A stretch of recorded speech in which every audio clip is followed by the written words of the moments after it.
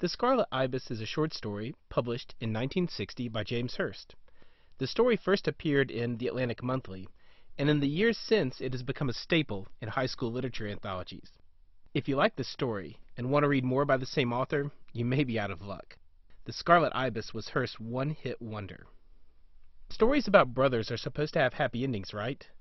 Brothers are supposed to stick together through thick and thin, but the more you think about famous brother stories, the more you find terrible endings. Sibling rivalry can get pretty bad. The Norse gods Thor and Loki aren't exactly on the same page, and when you go back to the oldest brother stories like Cain and Abel, it only gets worse.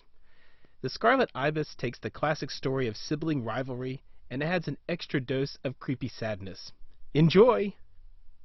The narrator of The Scarlet Ibis is a kid who is never named. We only know that he lives in the country, near a swamp in the ocean, and that he's 6 when his little brother is born. Now, the kid brother, William Armstrong, is born with some disabilities. They fear that his mind is as damaged as his body. His family is so down on the little guy that they built a kid-sized coffin for him. Just, planning ahead. Older brother has high hopes that William will fulfill his fantasies of a ball-throwing, rope-jumping, swamp-swimming, boat-rowing, sporty little brother. However, while Doodle's body doesn't work all that well, the kid turns out to have a fine brain. So, rather than smothering him with a pillow, which was the brother's first plan, he decides to keep him around. That's what you call brotherly love. Eventually, little William learns to crawl, but the only way he can manage it is by scooting around backwards, so his brother sticks him with a nickname, Doodle, after the doodle bug. Now that he's equipped with a less weighty name, Big Brother sets out on a campaign to teach him to be a regular kid, despite the doctor's warning about Doodle's heart condition. Sometimes our narrator is really sweet to Doodle, like when he encourages Doodle to keep trying until he can eventually stand on his own. Other times a cruel streak comes out, like when he drags Doodle to the barn where the family has stowed the tiny coffin they had built for him. The sweet older brother won't let Doodle leave until he touches his own coffin. Doodle grows up under the hot and cold affection of his brother, learns to walk, and impresses the family with a natural knack for telling stories. He's an imaginative, sensitive child, but our narrator will be happy with nothing less than his fantasy athletic brother. When Doodle gets the go-ahead to attend school for the first time, his brother embarks on a plan to get Doodle's fitness up to par so he won't be an embarrassment in the schoolyard. The narrator has his little brother trying to climb ropes, row boats, and swim distances. One day the brothers see something strange in their yard, a tropical bird that has no business being in their neck of the woods, the Scarlet Ibis. While they gawk at it, the bird drops dead. The narrator is briefly interested, but something about this beautiful bird touches Doodle, who buries it and then walks around in a funk. Soon after that, following a failed training session, the brothers are caught in the rain.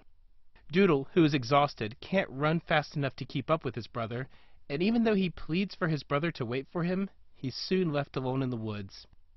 Big Brother, touched by some flicker of decency, goes back to find Doodle, and there he is, curled under a bush with blood running down his neck, looking just like the dead Scarlet Ibis. The story ends with Brother sheltering Doodle's lifeless body from the downpour. The Scarlet Ibis is set in eastern North Carolina in the early 1900s. While the story never gives the specific location, the reference to Dix Hill, another name for Dorothea Dix Hospital, places the story somewhere east of Raleigh. It's also important to note that Old Woman Swamp, the setting of much of the interaction between the brothers, is so beautiful that it moves Doodle to tears when he sees it. What's really interesting is the way the setting serves to foreshadow the eventual death of Doodle, the climactic moment of the story. That running motif of death is unmistakable in the story. We start the action at the clove of seasons. In other words, we begin our story in the moment between two states. One is ending and the other is about to begin, like life and death. To make it clear, the author states, summer was dead at that time of year when the Scarlet Ibis came to their farm.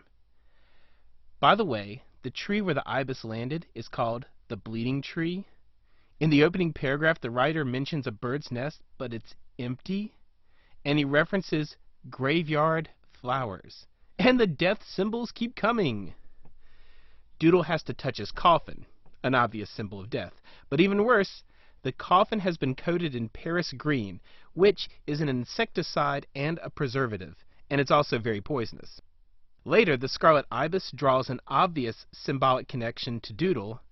It's out of place, unusual, and fragile, just like our sickly, imaginative kid. There's even more subtle symbolism when Doodle can't spend too much time in the sun, a symbol of life. All this death symbolism foreshadows Doodle's demise in the final moments of the story, and the symbolism is obvious for a purpose. The story is all about pride. The narrator states, "Pride is a wonderful, terrible thing, a seed that bears two vines, life and death." Pride is what motivates him to teach Doodle to walk and to even have hope that his brother will live. But a more selfish pride is what drives the narrator to push his little brother beyond his physical limits.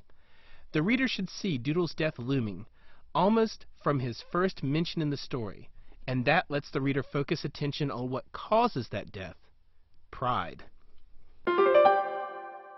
The Scarlet Ibis, a short story by James Hurst that was published in 1960, is a sad story of a child born with a serious medical condition who overcomes some of his challenges only to be run to death by his well-meaning but self-absorbed older brother. The story, set in North Carolina in the early 1900s, hits the reader with a wave of death symbolism starting at sentence 1 and ending with the final line of the story. While Doodle's death is the climax of the story, the ultimate point of it all is an analysis of the positive and negative effects of pride.